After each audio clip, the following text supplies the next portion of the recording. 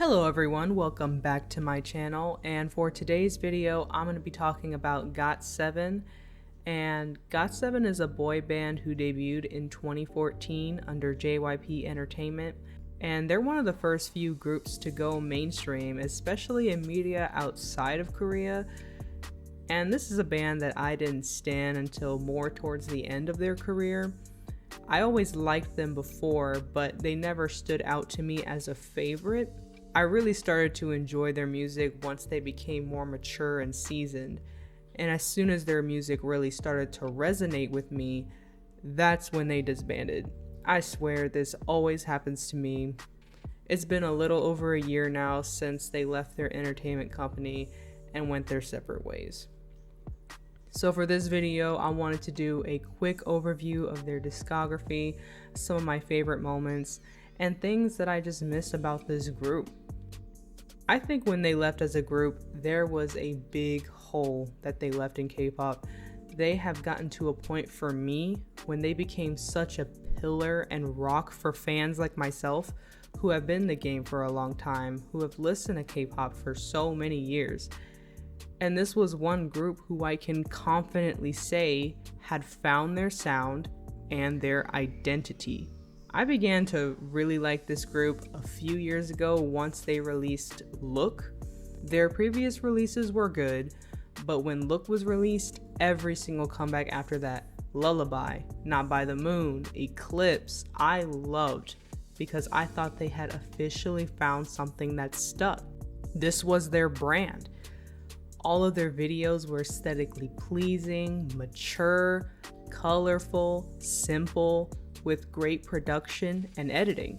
However, I do believe their most iconic song to this day is Fly. And Fly doesn't have the most amount of views compared to their other songs, but this song makes me tear up every single time I listen to it because it takes me back to a simpler time in K-pop. It takes me back to the time when it was just me and my best friend who knew about K-pop, and we would bond over these groups together. There wasn't really K-pop in the news or on the radio. It was still something that was very niche and almost private. And this song was a staple in my library. I probably listened to it hundreds of times, and that's not an exaggeration. And if you're curious as to who my favorite member is, I didn't really have one. As I said earlier, this was a group that I didn't really pay super close attention to, so I never really watched them enough to develop a bias or a favorite member. But as a group, I really enjoy listening to their music. I have so many of their songs. They just always sounded very clean and refreshing to me. And technically, GOT7 is still in the entertainment industry through solo acts. I know most of the members have their own solo releases, and some are even pursuing other avenues of entertainment like acting, modeling, which is awesome. I am always an advocate for people continuing their own personal career advancement. But it still makes me kind of sad just thinking about what could have been and the impact that they could still be having on the industry even now. One thing I find so disappointing about this group is how short their career was. Yes, they were together since 2014. But compared to other groups that came out around the same time or even before them, their career ended way before I believe it should have. I think they were actually at the peak of their musical capability, and right when they were at the peak for me, that's when they suddenly announced they were not renewing their contracts.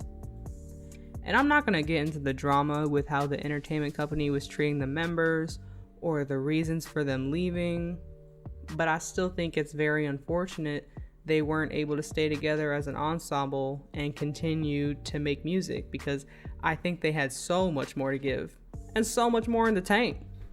They were nowhere near being done. But maybe the members were over it, maybe they wanted to move on, and if that's the case, I can't blame them whatsoever.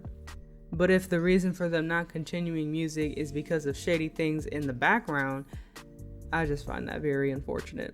The moral of the story is I miss this group so much, and I regret not appreciating them when they were actively making music until it was kind of too late, but I wish them luck.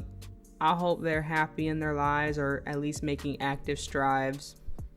But I will say, GOT7, the fans, we miss you so much, because all of my friends who listen to K-pop, they all miss GOT7. So they definitely left their mark and were a very important part of the evolution of K-pop and why I believe it has gotten so popular today. So if you're listening to this, I'm pretty sure most of you have seen, listened to, or supported GOT7 at some point. But if you're a new fan and you joined after their disbandment, I encourage you to go back and watch their videos, listen to their music. They are one of the best. The creme de la creme when it comes to musical acts. Some songs that I would recommend: Fly, Lullaby, Last Piece. And if you want to go a little further back, Stop It's good, Just Right was iconic, If You Do. A lot of their older songs are different because they were showing more personality when they were younger compared to their newer releases. But yeah, I love this group and I miss them all the time. As a matter of fact, as soon as I finish this recording, I'm gonna go back and listen to Last Piece and cry once more. Well, you guys, I think this is going to be the end of this video. Thank you all so much for watching.